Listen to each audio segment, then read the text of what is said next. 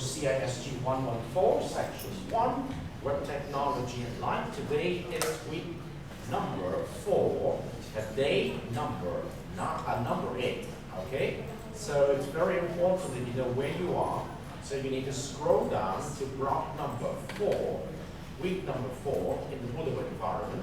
And you know that the theme for this week is information literacy and competency. And this is one of the very important skills each one of you must possess in the 21st century. Information literacy represents the state of being comfortable with the use of computer and information on the intellect from around your sources to help you to do problem solving. Okay? The competency means the skills, the capability developed to handle this particular challenge. So I would like to share with you the important skill behind information literacy today by introducing to you the keyword discover. Okay? You discover something through the internet. You're going to understand the meaning of discovery today. Okay? So let's go for a couple of minutes of discovery of what is meant by information literacy. And so please get ready with your pen member so you can get in touch to have a very brief discussions after that. So let's go for this.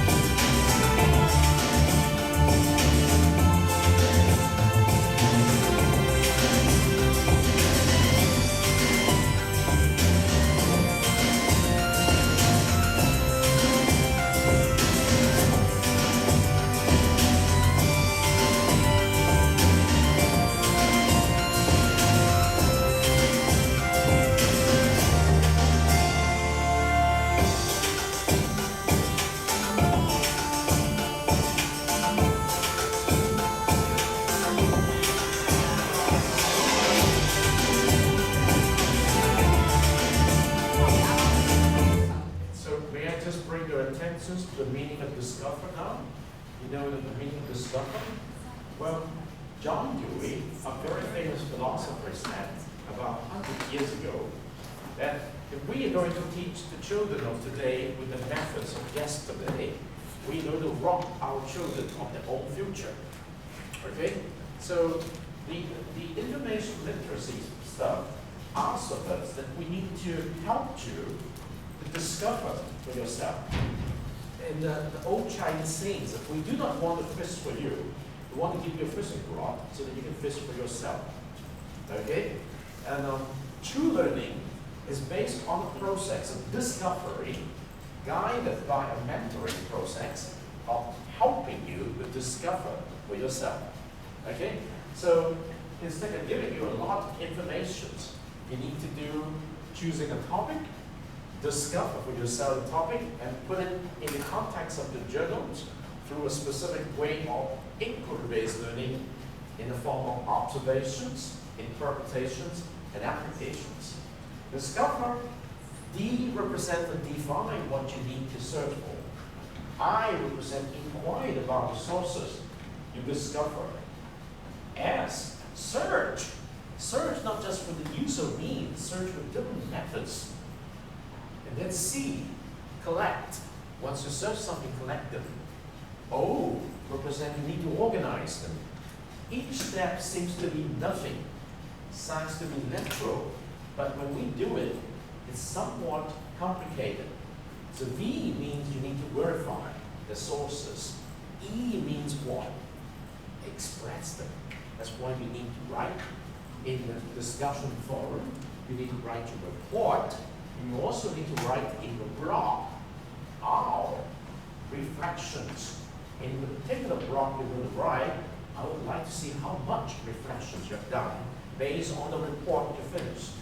Okay? And in the writing of the report, I'm going to look at how many letters in the discover process that you actually use so that we can understand that you put some thoughts into it. You don't just do copy and paste. All right? So this is what we would like you to do in this particular week. We have introduced to you the meaning of information literacy. Now, let us try to do this. You're going to do a bunch of learning artifacts for learning contract number 1, and you're going to do another set for learning contract number 2 in the team format, and then another set in the learning contract number 3. So in one sense, it's the kind of assignment which requires of each one of you to find a topic of interest. So normally the professor will say, well, you please give me a topic of interest. I do not want to designate only one topic for all of you to do. So now you have to start your research assignment. Okay?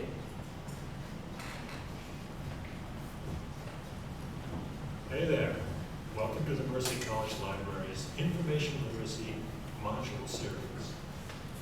In this module, you will learn the basics about acquiring the information literacy skills needed to deal with the research papers and assignments that will be a big part of your academic career here at Mercy, regardless of your major. First off, what is this information literacy business? Glad you asked. Information literacy is the ability to recognize, locate, use, and attribute valid and credible information sources, including books, journals, magazine and newspaper articles, and an ever-growing variety of multimedia sources. In this module, you will learn the importance of understanding your assignment, choosing a topic that fits the assignment, narrowing or expanding your topic, creating a topic sentence, and determining what kind and how much information you will need. Research assignments can vary depending upon your class and your professor. But let's say you've been assigned a 4 to 6 page research paper requiring 2 outside sources using either the APA or MLA citation styles. Your report. What does that mean? Well, it's like this. A research paper or project usually means you need to construct an argument or take a position, make a case for it, your chosen topic. To support your argument, you'll need to find and use outside sources of information. An outside source is any information that is not included in your course text or class readings. When searching for information to support your argument, it is very important that you select what we call authoritative sources, sources that have credibility and validity. This is where things can get tricky because there is so much information available to you these days, especially on the internet. It's becoming more and more difficult to determine not only what is credible and what is bogus, but even where to start. Not knowing where to go or what to do can become very frustrating very fast, leading to that dreaded modern malady known as information overload and you don't want to go there. Let your librarians help you. Before going any further into this, it's very important you understand the assignment and what your professor expects of you.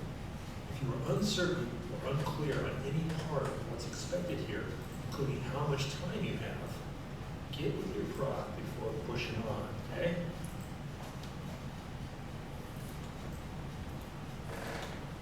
All right, so I've got this 4 to 6 page paper to deal with.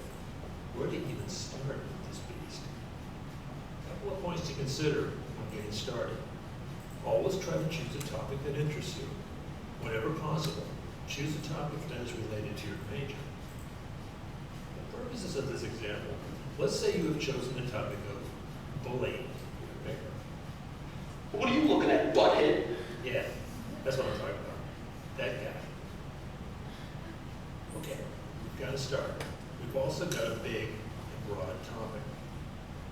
What to do? First, let's break it down. Brainstorm ideas on the topic. Throw some ideas in. Don't worry about whether they're good, bad, right, wrong, useful or not, completely ridiculous. Just throw down some thoughts that come to you when you think of bullying. Maybe bullying in the internet. Read about that a lot. Maybe bullying in social media, Facebook, etc. Wait, there's a word for that, isn't there? Yeah, cyberbullying. Okay, making progress. Maybe something on cyberbullying and social media. Sweet, now what?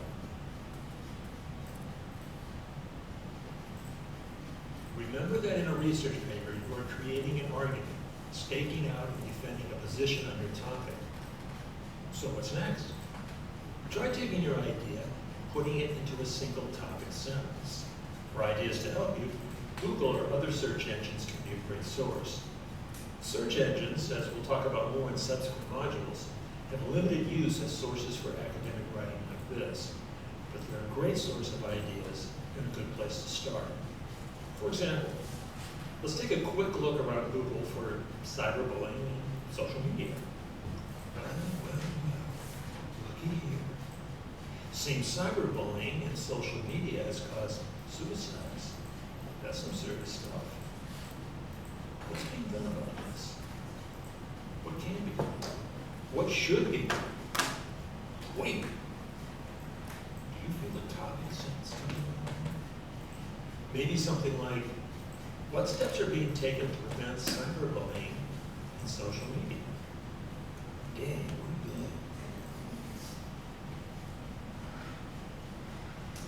we're good. Okay, here's what we've got covered so far.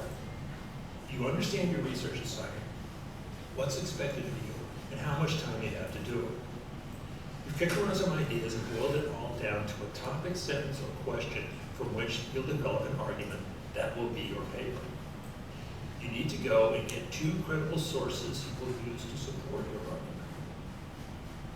In our next module, you'll learn about the open and closed web and how to use library resources to get the best sources for your paper. Oh, and those citation styles your professor is requiring? Don't worry about that just yet. We'll get to that too. Thanks for watching. Catch you in the next installment. So, have you stopped talking with your learning partner about a topic of interest your learning partner's post on the discussion forum. Have to remind your learning partner what exactly is the key questions or topic sentence he's doing for the specific topic in the first assignment.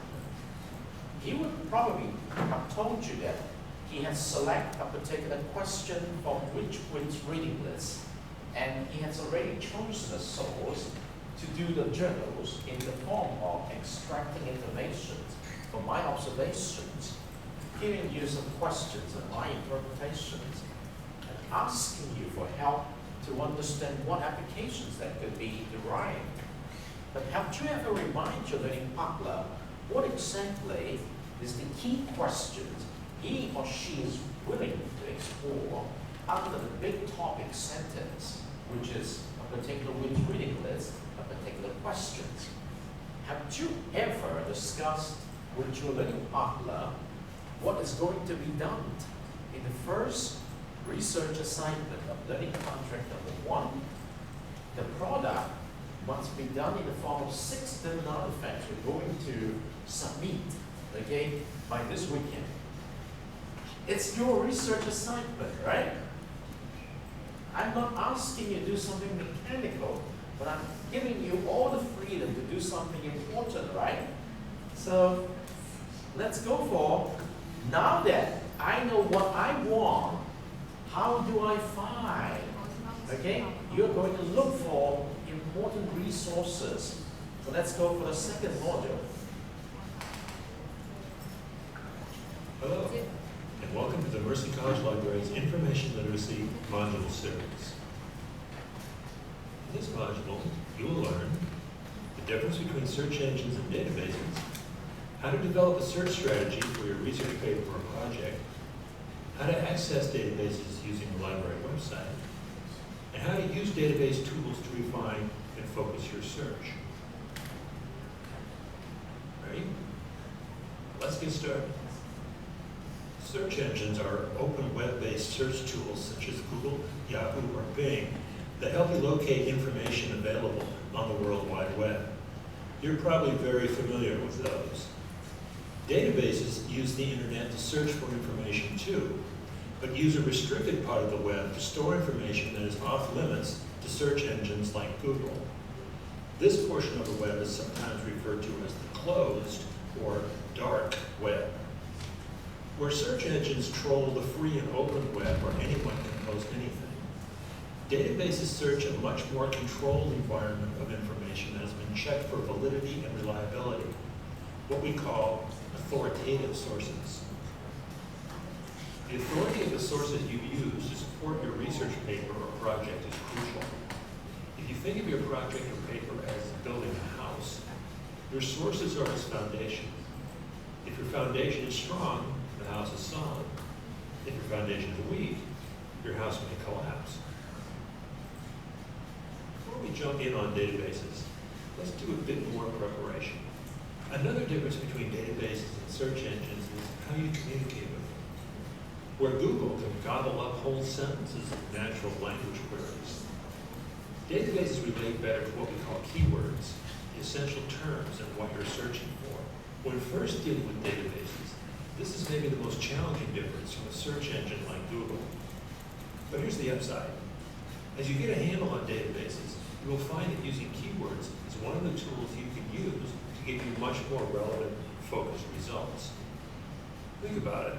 When was the last time a Google search returned less than a gazillion results?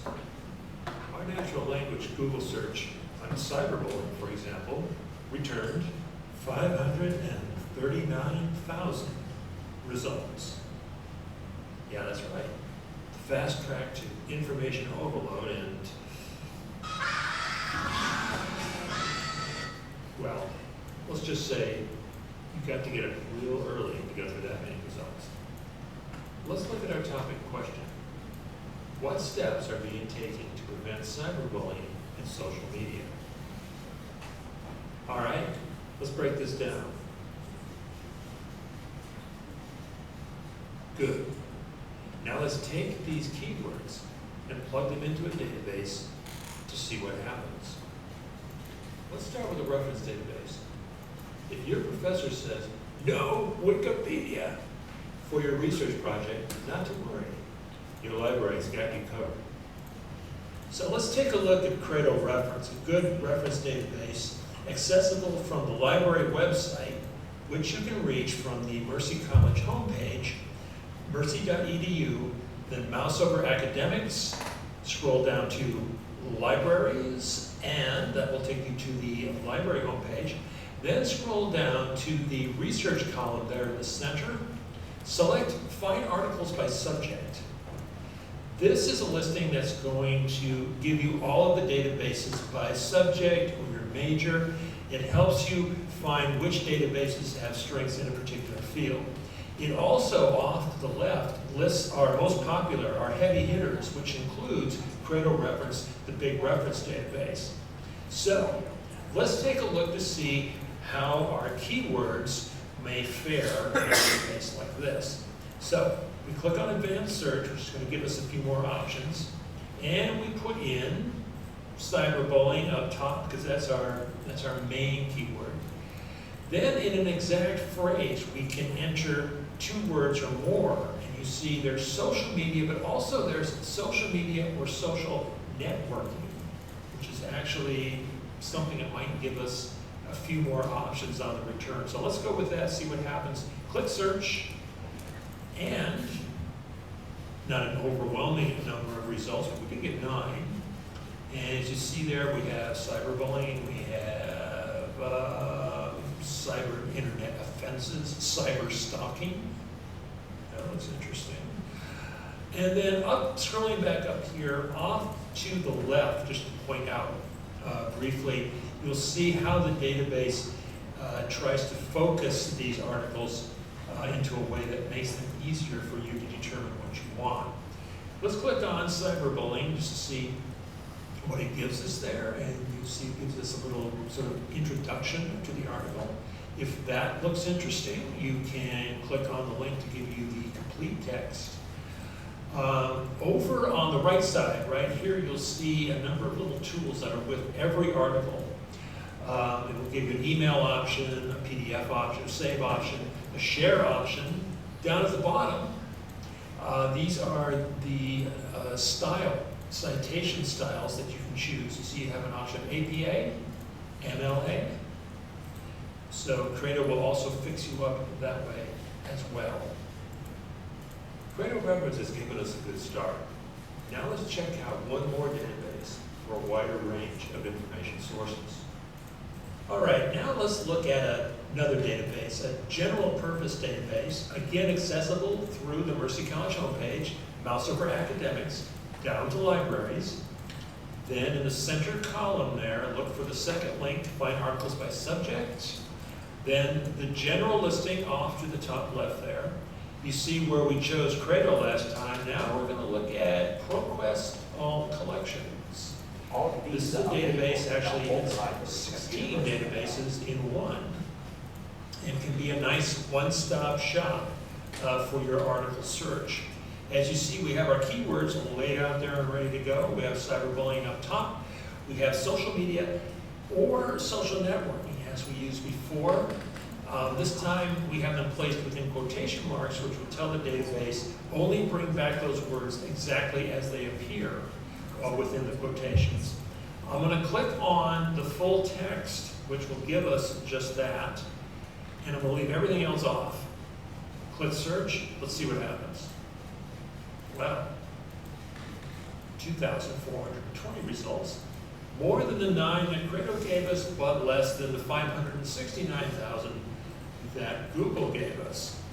Also, you'll note over here on the right that ProQuest will bring back a number of different types of articles.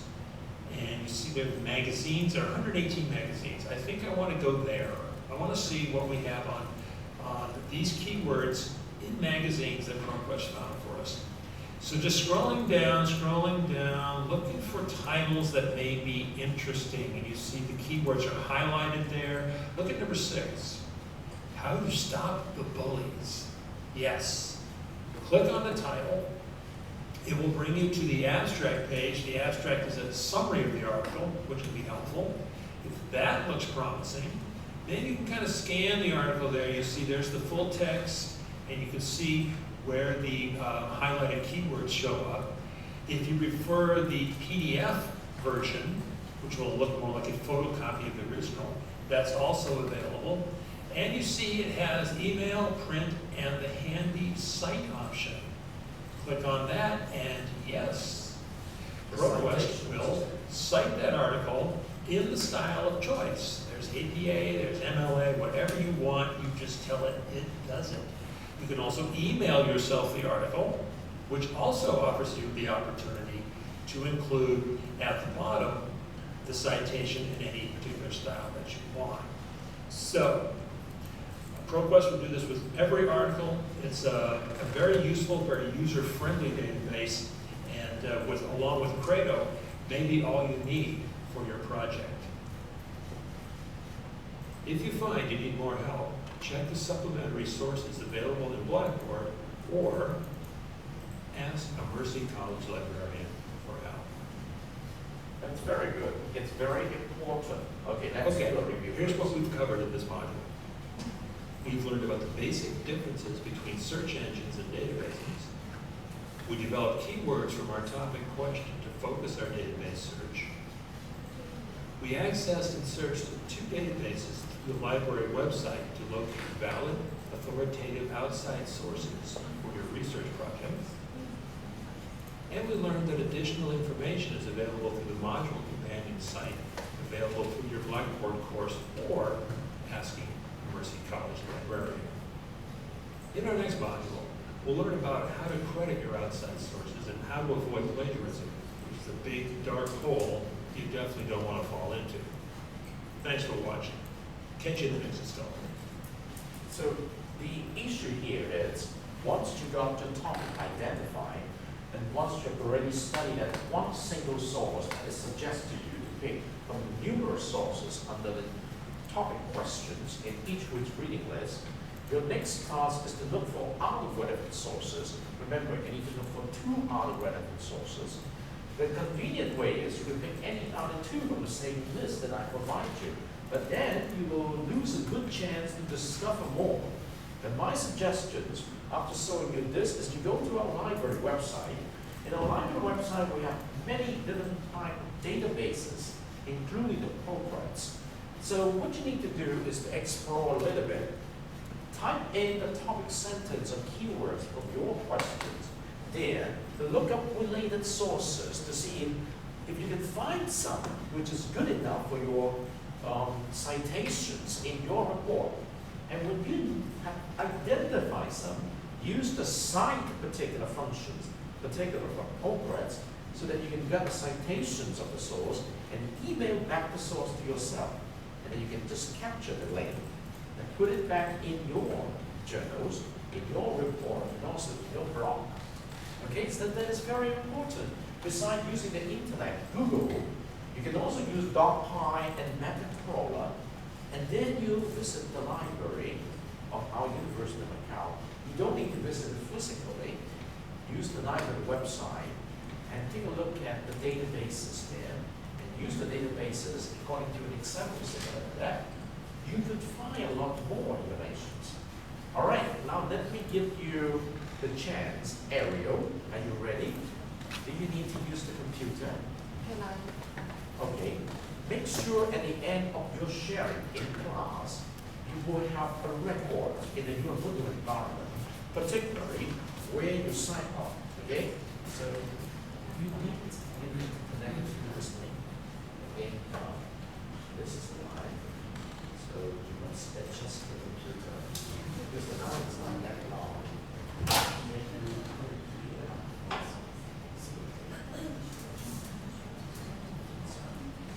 After you've done this, let me give you the microphone first. After you've done this, you need to switch the source. So now the source is from the left. So let's give one screen so this is my screen, this is your screen. Okay?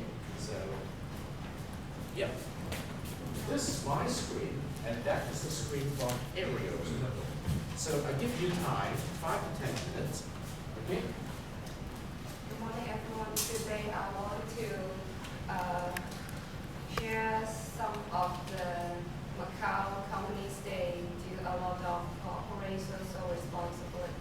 responsibility. Since Professor taught us a lot of things last week, so I want to focus on this topic to you.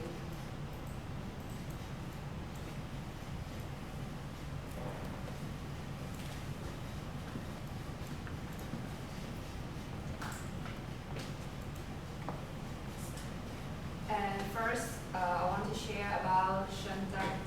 They thought that the employees are their greatest assets, and they are the building blocks that define the company. It is therefore a priority to ensure that a safe, healthy, and indiscriminating working environment can be afforded, where their staff can perform to their best ability and maintain a good work-life balance. So they host a lot of activities or form to them to enhance the quality of life and to work better in their company. And next, it is a form that hosted by JCI. And it is a platform for cooperate from mainland Hong Kong and Macau to spread the ideas about the CSR.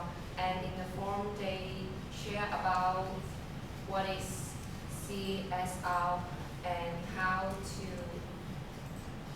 be better.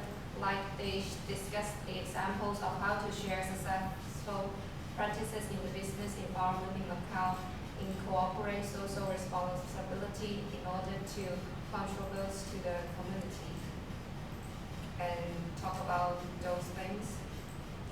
And I want to share another things. This is one of the organization. They do the charity golf to get more money to help the children.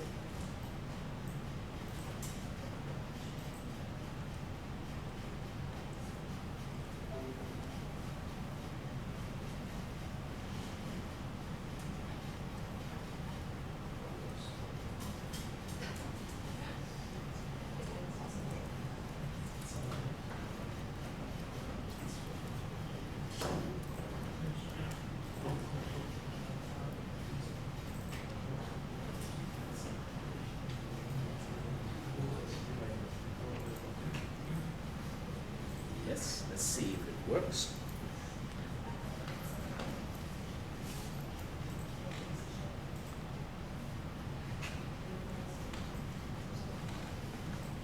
Let's reduce the decimal point. So that's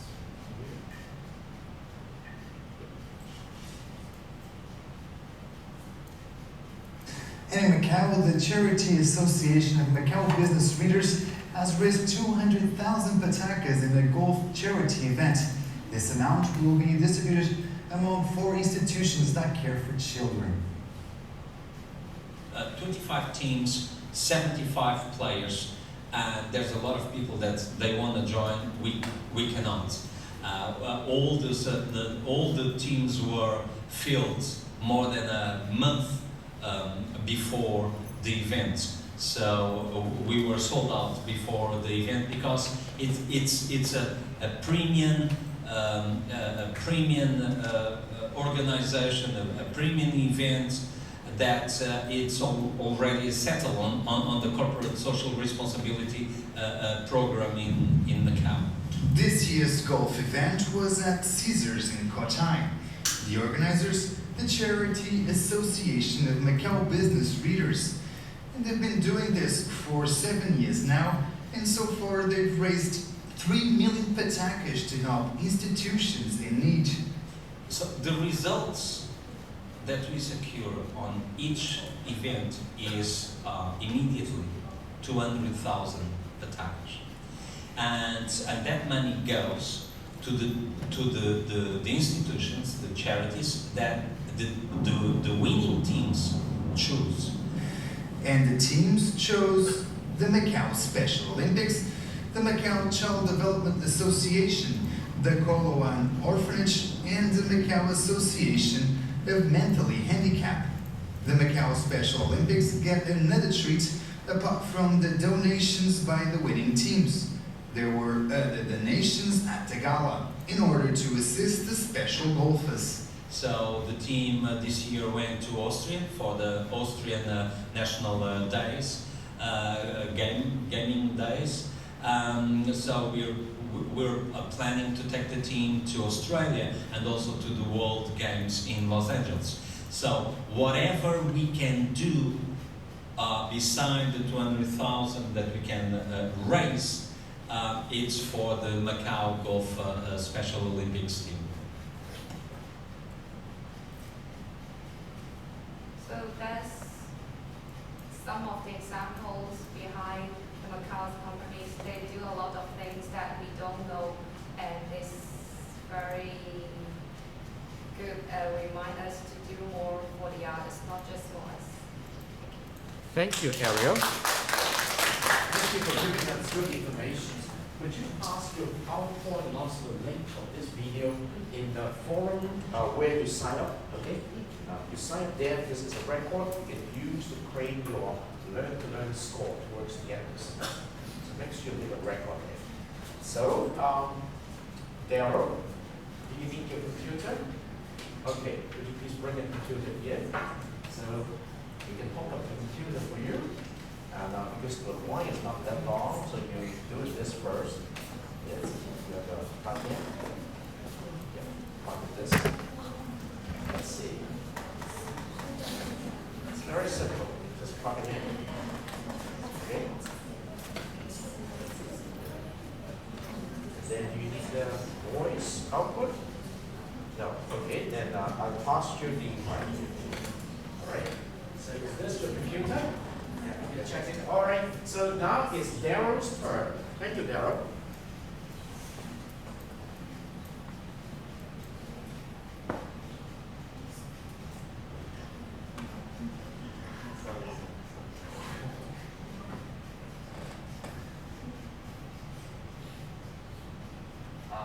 Good morning, everyone. I'm Daryl. Today I want to talk about what is the information competence.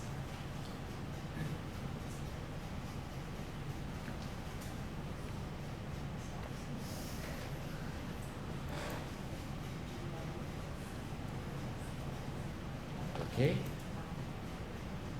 Yes. Okay. For students, the information competence is being taken seriously by some key universities all around the world. You know, the Oxford, the Harvard, which means that it will be the ability people will care more about in the future. So it is the ability we should pay more attention to, and in our daily life to improve our information competence for our further study and our future career.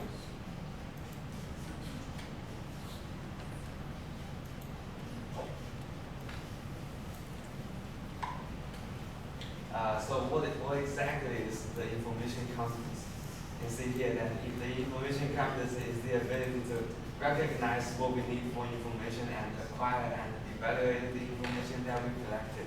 After that, we need to organize the information and make it systematic so that we can use it easily. And also interpret and communicate the information, which means making the information connected and easy to use.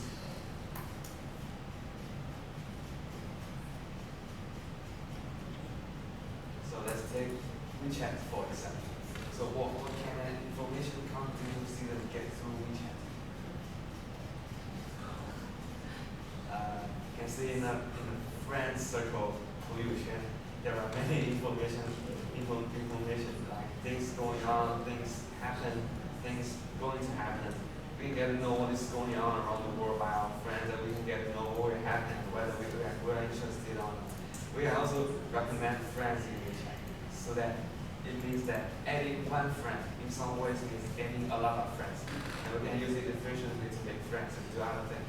And we can also get necessary information by reading subscription, which is a way to manage different kinds of information. You can also make use of the ability of two-dimension code, which is a great way to get information provided by different people, contain different information. Making good use of it can do us a lot of favors, more and more.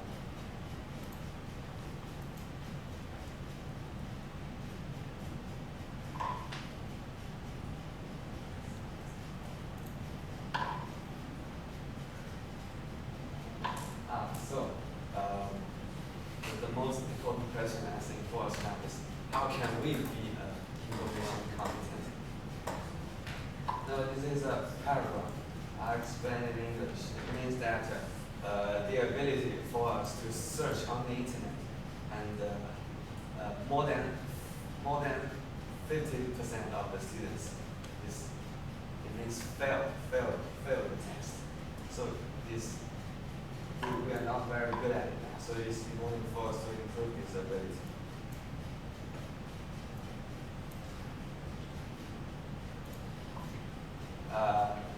For example, in the library, the information content doesn't mean we read books only. It includes we think and analysis. There are so many words in a whole book, and it is we need the ability to get the information we want. We can focus on the keywords, the key sections, or the paragraphs around the main thing we want to know. And in the class, we don't need to remember every word the teacher said, because a teacher can say a lot of words in a class. It is impossible for us to remember everything. We can only focus on the key point, on the points we don't understand or we have questions on. And taking notes also requires information context. We don't need to write everything down, every notes. We can only write down the questions and do the notebook after class. Because we will miss some points the teacher said, and it is also important to write down some ideas in the class, because it is ideas that can change the world, and others cannot do. Don't let your ideas pass. Do remember that, and one day you will understand.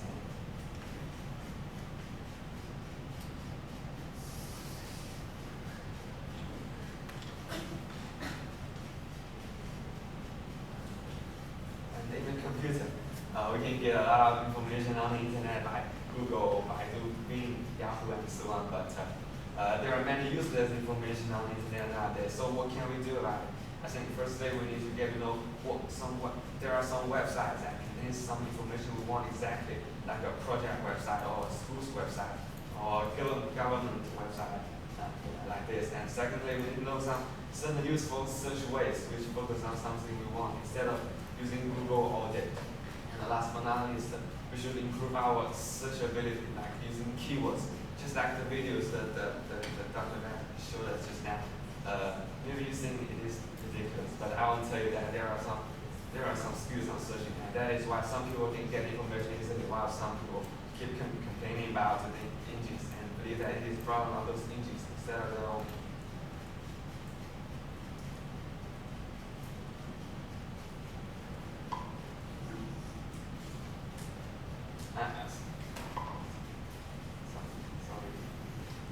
In conclusion, the information campus is very significant now. And do something to change yourself in this, and you will get a lot of reward. That's all. Thank you. Okay, thank you, Daryl. We could see that you put a lot of effort in doing this piece, and we appreciate your pace of helping us to understand your perspective. Thank you very much. Make sure you leave a record in the sign up form, okay? And you also put the PowerPoint where it is, because that is a record to claim your learning web score. And also the in-class participations, okay? Go back to the sign up sheets. Thank you very much. And I would highly encourage each one of you to sign up for next week's, okay, student sharing. You'll have the most 10 minutes time. With more than 6 students, we have to cut your time from 10 minutes to 5 minutes. Okay, and actually, one last episode of this series is module number 3, giving a shout out to your sources. That means ensure that you have used information from somewhere, cite them, give credit to your sources. And it's right here, you can click this link and you can watch it at home. All right, so there are many other things I would like to cover, particularly if you do not know what we call the traditional information literacy skills, just as what Daryl had mentioned. Go to this link and Dr. Bob Baker is going to systematically guide you through what you need to know in a library, a physical library. There are many different things you need to know. Okay, and here you have the series, and I include that here. one after the other, 11 particular topics, okay? Which is equivalent to walking into the library and learning where to find what and what kind of skill. It's very important. All right, let me take attendance for today. And when you go home, make sure you come back to the links here. Remember, I invite you to share your findings and your responses in those specific links for today after you have watched and learned the stuff this past Monday. And I would like each one of you, remember that, I would like each one of you, sorry, I forgot this link. I would like each one of you to visit this link, okay? To visit this link and study the response by that gentleman, is a student, after his trip to Cambodia. The unfortunate thing about this is in Cantonese, okay? There is no English translation, but it's going to be excellent, and you can understand how did students in Hong Kong become so creative. They created Iron Man and bring it to Cambodia and help the kids learn. It helped bridge the digital divide gap. Okay, this is an excellent piece. It takes about 25 minutes. Okay, so now I go back to the attendance, and after the attendance, I can let you go.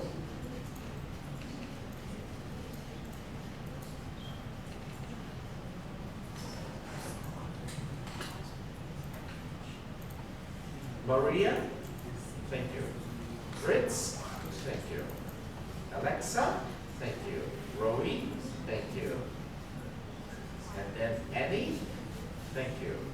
Daryl, thank you. Nicholas, thank you. And then Tom, thank you. Haley, thank you. Then Rico, thank you. Kesley, thank you. And then Sita, thank you. Kami, thank you. And then Ariel, thank you. Remy, thank you. Kenneth, thank you. And then it's Adia, thank you. Popo, thank you. Hector is excused today. He has to go to the immigration's office. Eric, thank you. Regine, thank you. Thank you very much, and welcome back. And we're looking forward to receive your artifacts by this weekend, and also the last day is next Monday, okay? So it's a research assignment in a sense. So you know that it's a research assignment. Do not do it in a mechanical way. Do it in a creative manner. All right, so that's it for today. Until next Monday, stay tuned. All right?